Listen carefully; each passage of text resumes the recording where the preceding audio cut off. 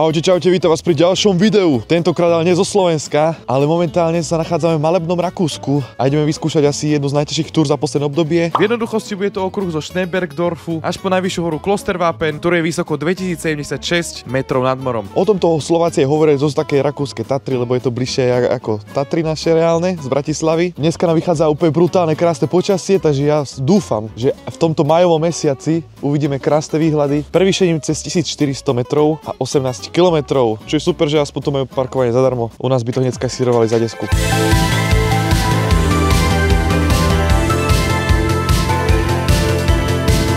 To je najhoršie počasie dneska na obliekanie. Zdá sa, že je 30 stupňov, pritom je tak 10, hore je ešte mínus. To aby som si vybral do sebou celý šatník, aby som sa prezliekal priebežne.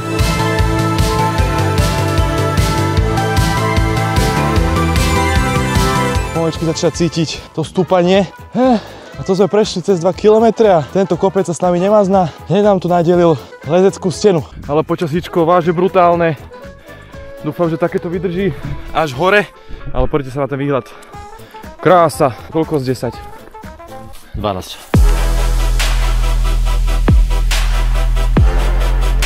Neviem, kto to tu vymyslel.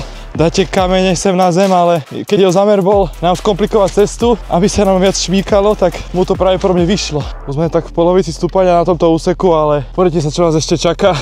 Páne Bože, a vážne tie kamene tomu vôbec nepomáhajú.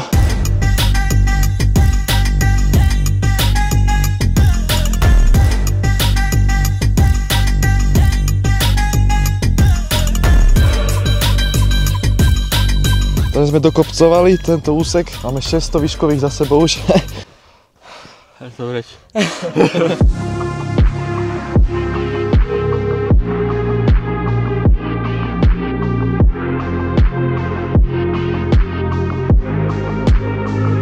Keby ste sa pýtali, koľko sme prešli za necelé 2 hodiny, tak poďte sa, tam sme začali, hej? A ešte podľa mňa to najkrajšie nás ešte čaká. Tešte sa. Yes. Čože celkom veľký problém na tejto trase, neviem, či to je všeobecne v Rakúsku, ale je to, že nie sú tie cesty vôbec dobre označené. Sa nám stalo párkrát, že sme vybočili z cesty, ale síce to nebolo nič dramatické. Bez map v telefóne by som sa tu reálne že stratil, nevedel by som, že kde odbočiť, lebo aj tie križovatky sú celkom také skryté a normálne ich treba hľadať, doslova ich treba hľadať. Ale aspoň jedna pozitívna správa je to, že o 2 hodiny necelé, ja verím, že to dáme skorej, by sme mali naraziť na prvú chatku.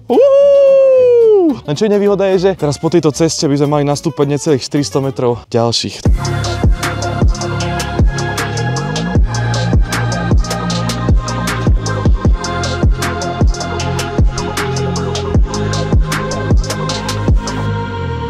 Zaujímavé stúpanie, popravde. Výhľad dobrý, nie?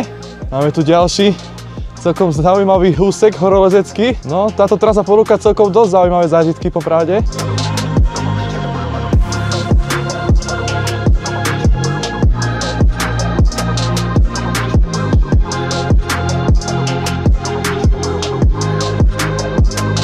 Vyzerá to tu akože brutálne, ale keby bolo na mne, ja by som sa dal reťaze.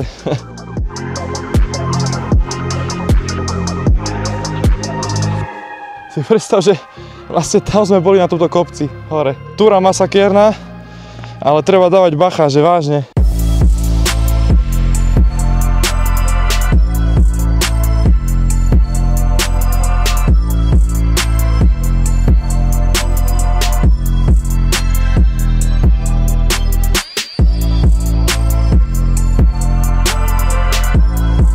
Už sme v podstate vyliezli celú tú horu. Akože reálne, keby som vedel, že takáto trasa bude na tejto ceste, tak sem nikdy nejdem. Ale zvládli sme to, už iba tento maličký kúsok. Ale už sa nachádzame rovno aj pri železnici, na ktorú momentálne smerujeme. Bolo to dobre.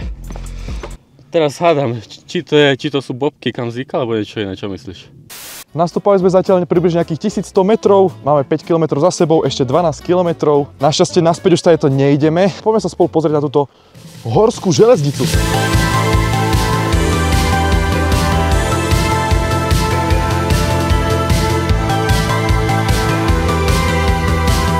No tak pre zaujímavosť, vlastne toto všetko sme vyliezli hore. Stále sa udivujem, že to je turistický chodník. Takže takto to tu vyzerá. Asi tu pravdepodobne sa dopraví vláčik Alebo to je asi zubačka pravdepodobne. No, vo vnútri, čo je múzeum, no. No, kokos, takto to vyzerá vo vnútri, hej. Pekne. Dal som si Mineral Wasser mit Citronen za 4 €. Čože veľká sranda je to, že vlastne tu obsluhujú Slovák a Čech.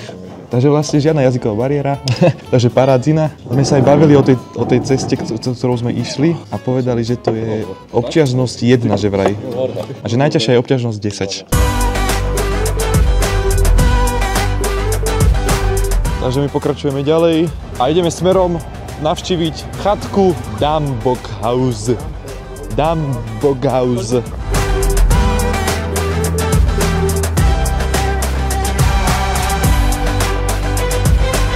Damboghaus. Počkej, sme dobré? Tu na? Jak to nabehol? Razia. To tu jak vyzerá moderne?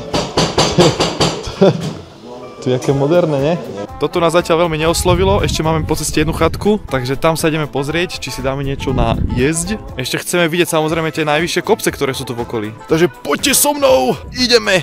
No a momentálne máme namierené na najvyšší vrch, ktorý by tu mal byť v okolí, ktorý sa volá Klosterwapen, ktorý má 2076 výšku nad morom, takže ešte potrebujeme 200 metrov nastúpať. Mal by sa to asi nachádzať tam, niekde. Už som chcel nadávať, že som si zobral tú bundu, lebo počas celej túry mi bolo akože vážne hrozne teplo, ale teraz konečne sa tá karta obracia. Bunička pomáha, na kopci by podľa mňa bude ako v bavlnke. Mali by si niekto spadnúť, nech mám nejaký content. A normálne anglický trávnik tu majú, ty kokos. Na toto by sa jak dobre hral futbal, ty vole. Zrazu to značenie tu nám majú na každých 5 metroch pomaly. Ja už ničomu nerozumiem.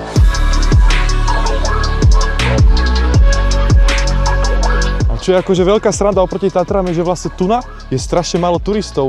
Teraz sme tu úplne že sami, nikto nikde. Na kopci je vážne pár ľudí.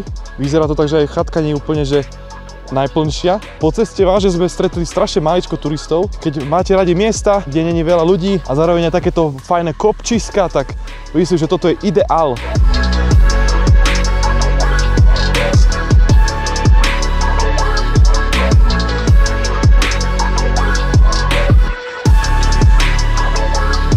Posledné metre, dámy a páni, posledné ťažké stúpanie, zvládli sme to 2070 metrov nad morom. Poďte sa na ten výhľad, fantastické, normálne. Dneska počasie vážne nám hraje do kariet extrémne. Keď si spojíš ešte za týmto kopcom, tak ešte to sme vyšlapali hore. Čo si spadol? Skoro. A ešte ten kopec sme celý vyšlapali, prešli sme toto celé. A sme tu pri krížiku 2076. Čo tu hádžeš? Ale výhľad na jednu, na druhú stranu, poď sa na hrebení pekne, pred nami je chatka.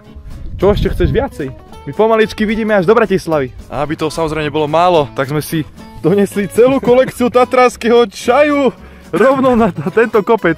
Proste niečo neskutočné na jednu stranu, na druhú stranu. Proste jednoducho oplatilo sa ísť sem na tento kopec, ísť si túto ťažkú túru pomerne. 360-kové, doslova 360-kové výhľady, váže Brutus.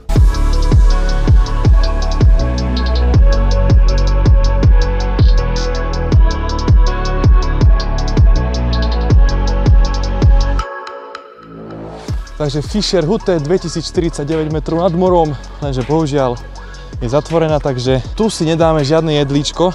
Vo vnútri to vyzerá tak pekne. Chatovica poriadna, ale poďte sa, výhľad odtiaľ to tiež fantastičné. Vážne, neskutočné. Že tu máme normálne, že snežné bludisko.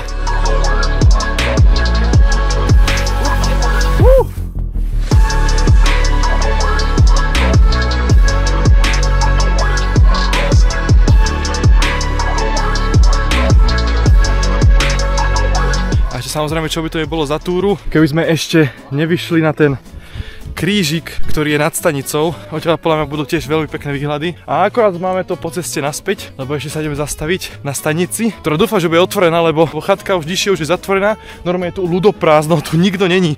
Ja mám pocit, že my sme jediní na celom kopci. Pred nami krížik postavený. Bratislava 104 km. Poďte sa na ten výhľad. Tam sme hore boli, všade. Krížikom sa lúčim oficiálne. Ahoj. A my ideme smerom už dole.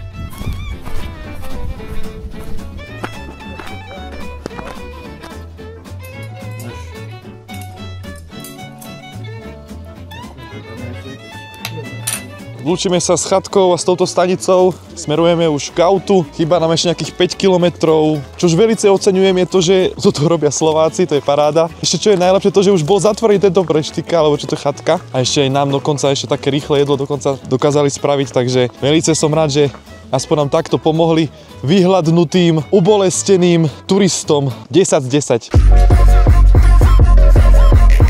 Narazili sme na ďalší tunel, tentokrát je to tunel schodový. Šikoky. OK. Zaujímavé.